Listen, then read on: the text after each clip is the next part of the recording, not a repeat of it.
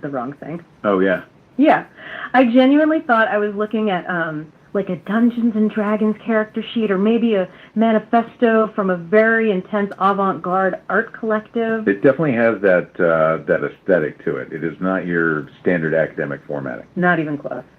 We are looking at a document titled The Bardontic Synthesis Framework, Right. written by a man named Sam C. Sire, who lists his official credentials, and I'm quoting this directly here, as the modern bard of chaos martial artist philosopher. Which is quite a mouthful. It's a lot of titles for one person. And usually, you know, when I see something like chaos martial artist philosopher, my skepticism radar immediately goes off. Sure, you think it's a gimmick? Exactly. I think, okay, this is going to be purely performance art. Yeah. But then you start reading the actual text, and suddenly we're talking about phase shift dynamics and neural oscillatory variants. And that is the hook.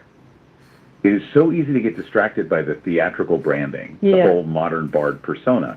But if you strip that away, what Siri is actually proposing is a fairly rigorous model of cognitive science. Right. He is asking a question that the neuroscientists have really struggled with for decades. How do we map the chaos of the human brain? And his answer to that is music. Yes. His answer is that music isn't just a metaphor for the brain, it is a working model of it. Okay. He argues that a specific type of chaotic musical composition can track entropy in our nervous systems better than a standard chart or graph ever could. So before we get too lost in the philosophy of all this, let's ground this for everyone listening. We have two original compositions by Siri here. Evil Nick's Mutation She and Time Obsession Eternal Creed. And he uses these two tracks to build what he calls the quadratic chaos model. Right, and quadratic here just refers to the four domains he's analyzing. Right. Energetic, temporal, neural, and emotional. He believes these are the four pillars of human experience, and they are all governed by entropy. Let's pause on the word entropy for a second. Because for most people, myself included, entropy is high school physics. The second law of thermodynamics. Right. Things fall apart, order turns into disorder, your coffee gets cold. That is the classical definition, yeah. But in information theory and cognitive science, entropy is a bit more nuanced. It is essentially a measure of uncertainty. Like unpredictability. Exactly. It's the amount of surprise in a system. If a song goes verse, chorus, that is low entropy. It is predictable. Your brain can just sort of relax. But if a song sounds like, I don't know, a broken chainsaw fighting a violin. High entropy. High surprise. Yeah. Your brain has to work overtime to process it. Siri's framework suggests that our actual lives are high entropy compositions. Oh, I see. And we need a model that accounts for that chaos, rather than pretending everything is a neat, low entropy pop song. So let's look at this first domain, energetic entropy. This is based on that first track, Evil Nick's Mutation She.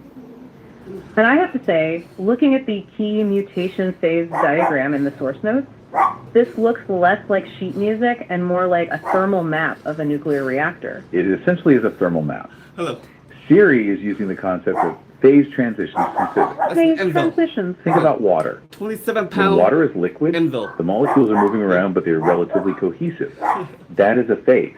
If you add enough heat energy, it hits a boiling point and turns into steam. Right. That shift from liquid to gas is a phase transition. The rules of the system change completely. And he's mapping this onto the music itself. Exactly. The diagram breaks the composition. All right. So what you guys just saw a moment ago, that was my hammer, right? And you guys, some of you guys may know, I'm a martial artist as well, right? But I train for the hammer, particularly that 30-pound. That's a 30-pound hammer. It's 27 to 26 inches long, right? Trained for flow, right? Because when you don't have the momentum of flow, then your stability, like when you work out, right, it will be off. So remember, if you guys do like squat, right? This fitness tip here. So when you guys do squat, right, some of you guys have that knee issue, right? When you do a squat, you have to go with the knee issue because what happened, right? You tend to strain your lower back because your knees is not stable, right? So training with the hammer like this, right, it allows you to force your ground in a way, your whole body to be in a motion, because when you have to swing a weighted object that's heavy on the edge, you have to be able to stabilize your footing, right? And that's the reason why I use the hammer. All right. But hey guys, I'm out of time. But check my videos. I'll be back tomorrow around this time, and I do a longer one. But at the same time, comment and see and tell me what you guys need. So that way I can put something up. You guys want to do like a chest workout? a diet, burnout. If you guys want to focus on the traps, ladies, if you want to focus on the back arm, the love handle, or the glutes, the butt, right? I can show you guys how to do that.